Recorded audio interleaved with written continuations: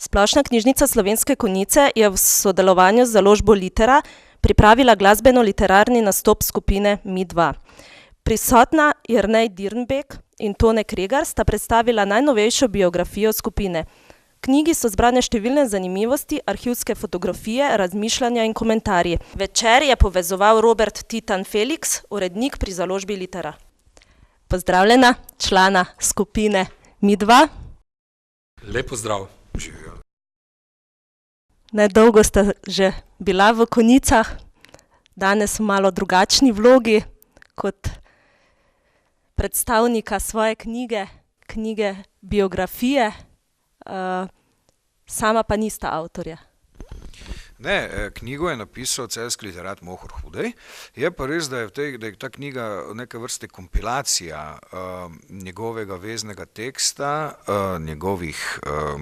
njegove interpretacije našega benda, njegovega orisa, časa in prostora, v katerem ta bend deluje in je deloval, in pa nekaj naših izjav, skratka, naših spominov, naših opažanj, naših opisov nekih zgodb in dogodkov.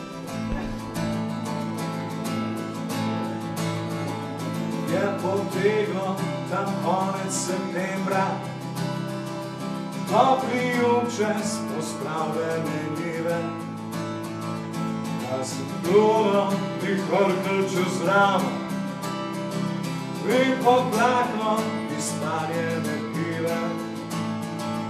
Tak sem s teboj sedel svoje cajte, dokler nisi začela iskati nek odgovor te prokletem baby, koga najde skal nisem znal dati.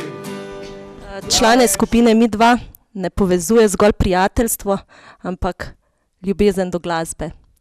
Kdaj in kje se je zgodil tisti preobrat, da ste se nekako začeli ukvarjati s tem tudi, bi lahko rekli, profesionalno?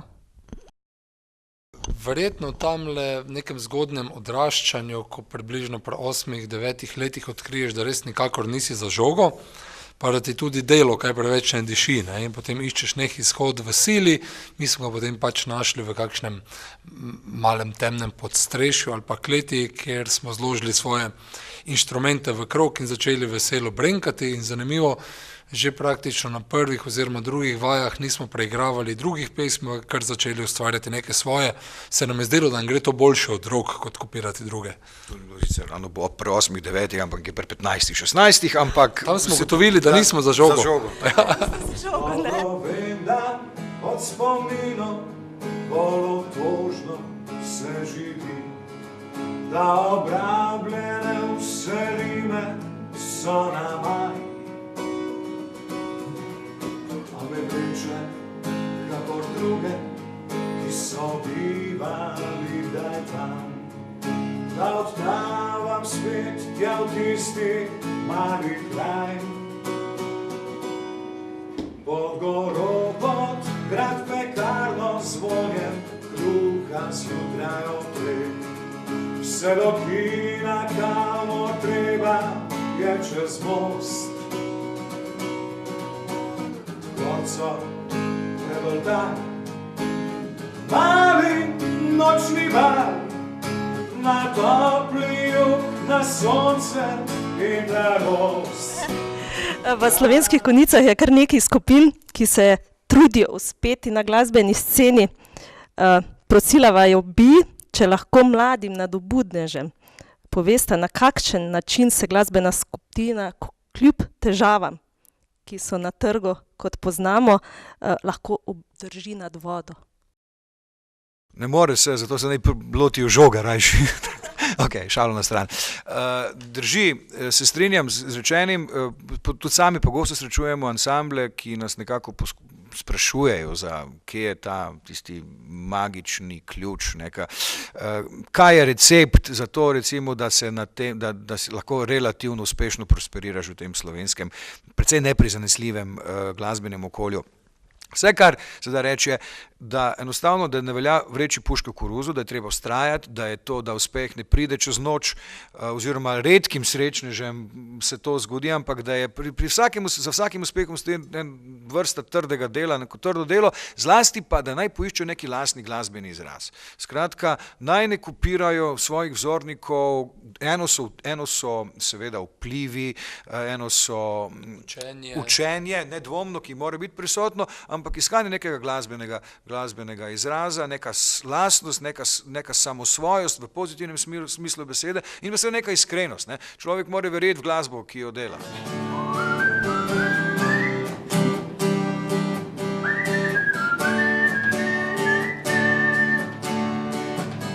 Čakal sem te celo jutro, celo noč, večer in dan pred tem.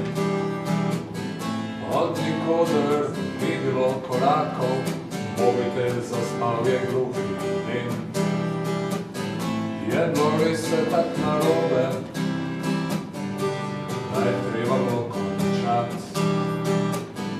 Kdo bo zdaj prenašal moje fore, dosmejal se ti odvrat.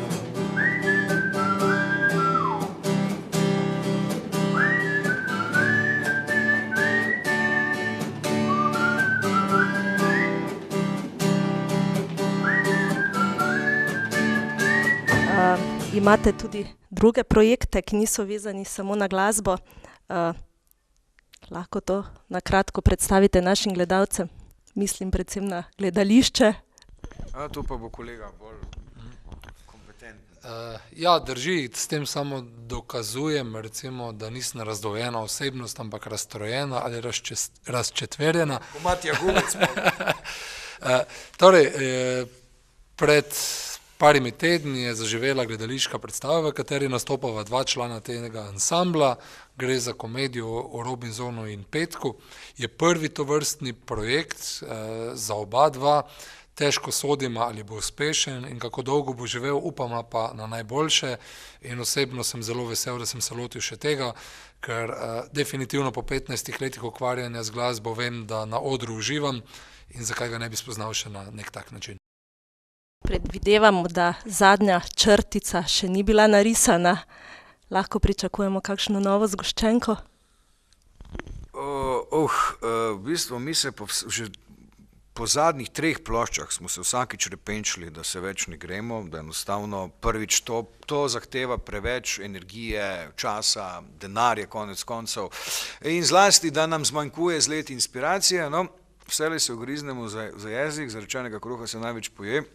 Zato smo po zadnji plošči rock'n'roll nekako se odločili, da ne bomo sami sebi delali sedmine, skratka, in na glas ne razmišljamo o prenehanju delovanja, kar pomeni, da bo verjetno, če mislimo kot bend, še naprej nastopati, še naprej igrati širom Slovenije, da bo čez čas verjetno potrebno narediti spet kaj avtorskega. Ampak zaenkrat, kot rečeno, smo še vsi precej izpraznjeni, kreativno izpraznjeni od dela na prejšnji plošči, skratka v 13 novih pesmi in zaenkrat v tem smislu še nismo podzeli nekih novih korakov, ampak nikoli ne reči nikoli in nikoli ne reči, spet pa ne bomo rekli natančno, kdaj se bomo lotili novega avtorskega ustvarjanja. Upam pa, da bomo v tej ekipi še naredili kaj zabavnega, kaj kvalitetnega, nekaj, kar bo všeč tako nam kot poslušalcem.